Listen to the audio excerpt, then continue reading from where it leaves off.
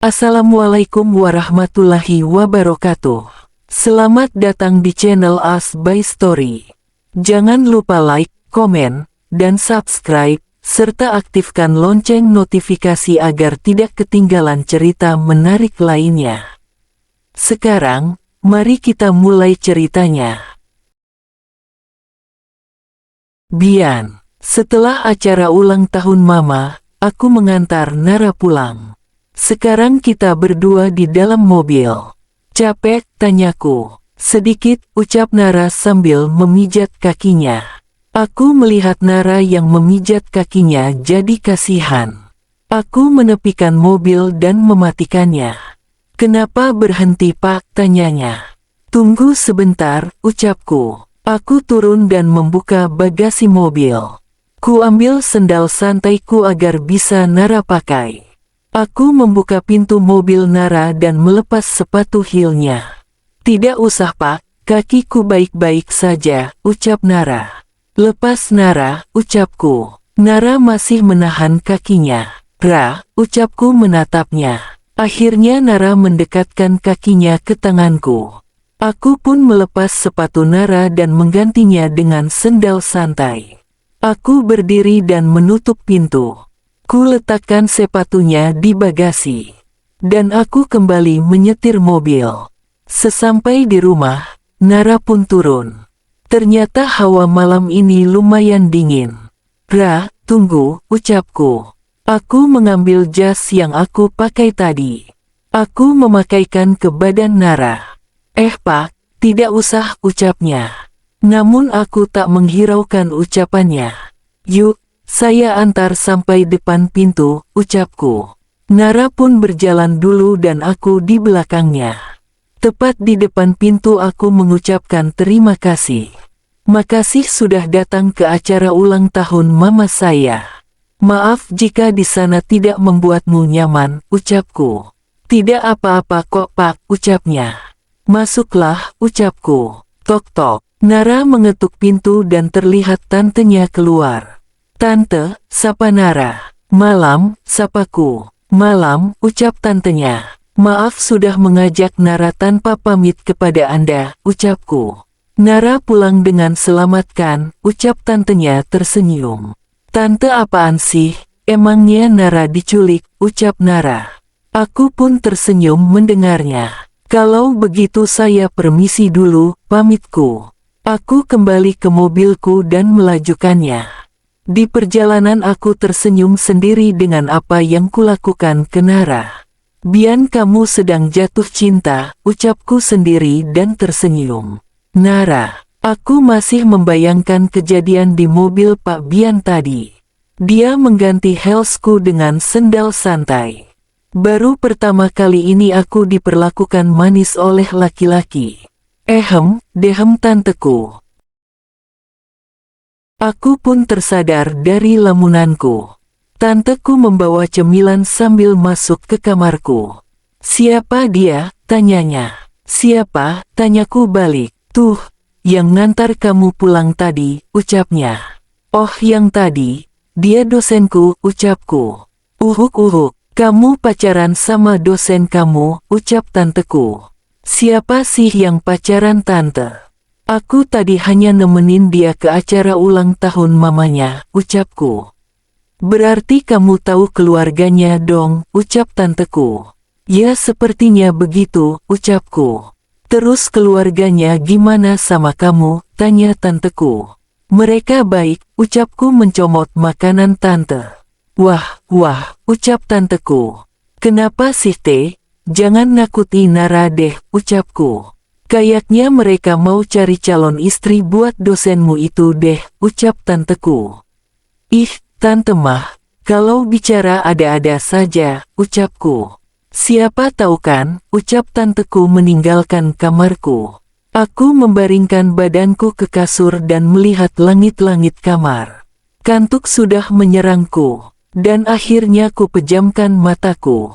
Nara. Sekarang aku berjalan ke ruangan Pak Bian untuk menunjukkan isi bab 3 skripsi.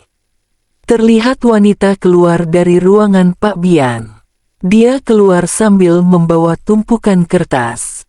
Tampak Pak Tama juga keluar dari ruangan Pak Bian. "Lah kamu yang di acara ulang tahun istri saya kan?" ucap Pak Tama. "Iya Pak," ucapku. "Siapa nama kamu?" tanyanya. "Saya Nara Pak," ucapku. "Mau bertemu Bian?" tanyanya. "Iya Pak," ucapku. "Bian tidak ada di tempat, dia di rumah sakit," ucapnya. "Rumah sakit?" ucapku. "Lah kemari baik-baik saja kok sekarang di rumah sakit. Harusnya kamu di samping Bian," ucapnya. "Saya Pak," tunjukku sendiri dan aku heran. "Iya Bian tadi pagi kecelakaan, jatuh dari motor," ucapnya. "Sinta," panggil Pak Tama. "Iya Pak," ucap Mbak Sinta. "Antar Nara ke rumah sakit," ucap Pak Tama. Tunggu Pak," ucapku. "Mari Mbak," ucap Mbak Sinta. Aku pun pasrah mengikuti Mbak Sinta. Sesampai lobi kampus, aku langsung masuk mobil. "Mbak Nara pacarnya Mas Bian ya?" ucap Mbak Sinta. "Bukan kok Mbak, saya mahasiswanya," ucapku senyum getir. "Mas Bian, itu baik loh Mbak orangnya," ucap Mbak Sinta. Aku hanya tersenyum meladeni ucapannya. Kenapa aku harus berurusan lagi dengan keluarga Pak Bian? Aku menghembuskan nafas kasar. "Nara, disinilah aku sekarang. Di rumah sakit di mana Pak Bian dirawat." "Mari Mbak," ucap Mbak Sinta. Kami berjalan melewati lorong-lorong rumah sakit. Akhirnya sampai di bagian VVIP kelas. Coba kalau aku sakit pasti nggak bisa masuk sini. Kulihat Tante Tari dan Lili keluar dari kamar VVIP itu. Wajah mereka tampak cemas. Aku pun menghampiri mereka. "Tante," sapaku. "Nara," Tante Tari memegang tanganku. "Ada apa Tante?" tanyaku. "Mas Bian nggak mau makan Mbak," ucap Lili. "Kok bisa?" tanyaku. "Sampai kita bujuk juga nggak mau," ucap Tante Tari. "Kak Nara yang bujuk ya," ucap Lili. "Loh kok saya?" ucapku. "Kita sampai diusir loh Mbak," ucap Lili. "Ini ya Pak Bian, berani sekali sama orang tua." "Nara coba dulu ya Tante," ucapku. "Tante minta tolong ya Nara," pinta Tante Tari. Anggukku. Sebelum aku masuk aku mengambil nafas dan membuka pintu kamar Pak Bian. "Dibilang aku tidak mau MAKAANN, bentar Pak Bian. Gila nih orang, suaranya udah kayak mix volume full." Pak Bian melihatku dan kembali melihat ponselnya. "Kenapa Kari?" ucapnya. Aku pun mengambil kursi dan duduk di sebelah ranjang Pak Bian. "Ya bimbingan dong Pak," ucapku. "Nggak lihat kalau saya lagi sakit," tatapnya.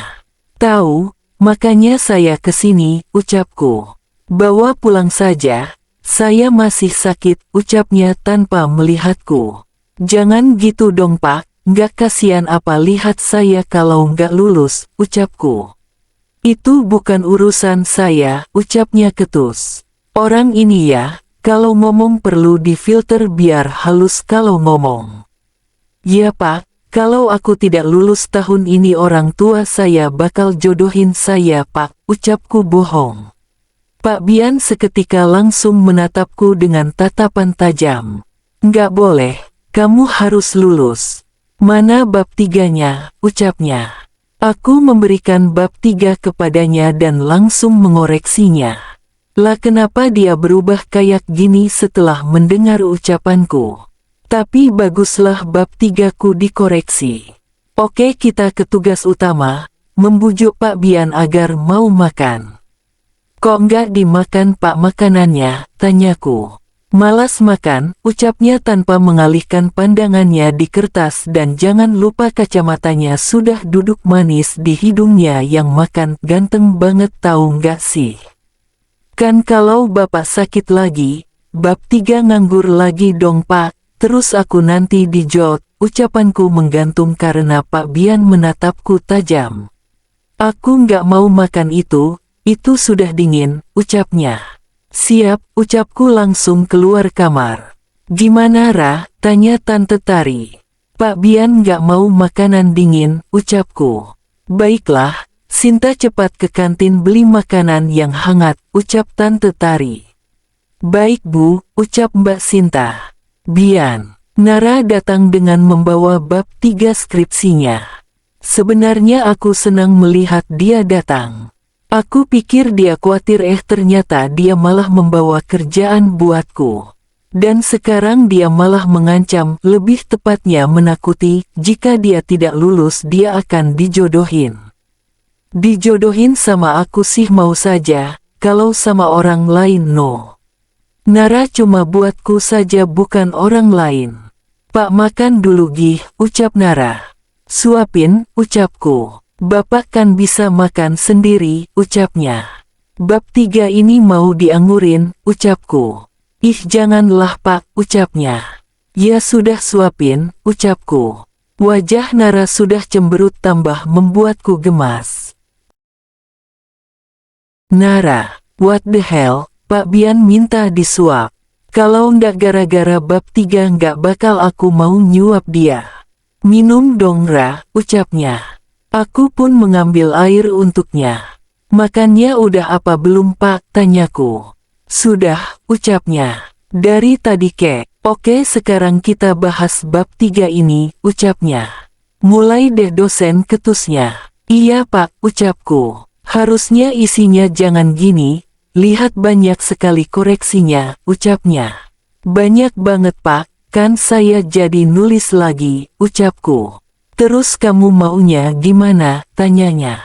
Ya jangan banyak yang dikoreksi, ucapku.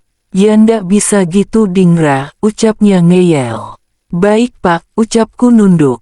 Kalau saya sudah sembuh, saya bantu kamu kok, ucapnya. Beneran Pak, aku mengangkat kepalaku. Iya, ucapnya sambil mengacak puncak kepalaku. Udah dong Pak, jangan diginiin. Baper tahu nanti akunya. Pipiku memanas seketika. Pintu kamar kebuka dan sesosok wanita masuk dan menggeser badanku. Mas Bian, ucap wanita itu. Apa-apaan sih wanita ini, main geser aja. Mila, kamu kesini sama siapa, tanya Pak Bian. Sama mama papa, ucap Mila. Aku pun duduk di sofa kamar Pak Bian. Dan aku menyaksikan bercandanya mereka sampai tertawa. Hello di sini ada orang lo dianggurin aja. Sakit kok masih kerja aja sih mas, tanya Mila. Cuma koreksi saja, ucap Pak Bian. Punya siapa sih ini? Pasti mahasiswa yang bandel, ucap Mila.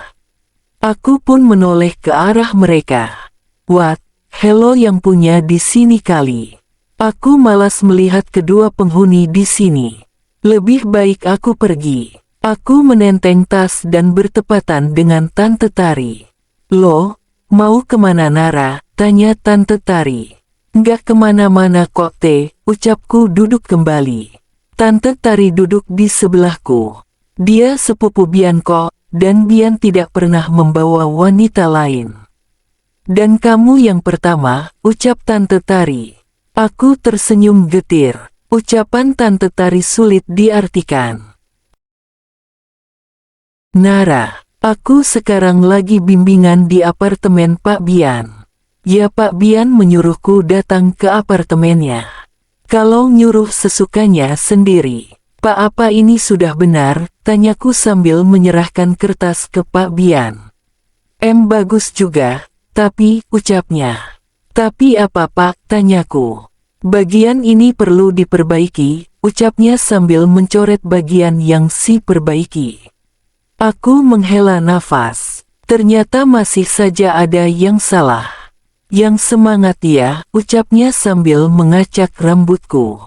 Aku kembali fokus ke bab yang aku tulis. Kamu nggak lapar Ra? Tanyanya. Aslinya sih iya Pak, ucapku. Aku pesankan makanan ya, ucapnya. Biar aku yang masak Pak, boleh kan? Tanyaku. Kamu bisa masak? Tanyanya kembali. Jangan remehkan saya Pak, orang tua saya punya restoran di Bali, ucapku. Tapi kita harus belanja dulu, ucap Pak Bian. Memangnya di kulkas tidak ada bahan? Tanyaku. No, Pak Bian menggeleng. Kita belanja di minimarket di bawah apartemen, ucapnya. Sekarang kita sudah berada di minimarket apartemen Pak Bian. Tempat Pak Bian lengkap banget.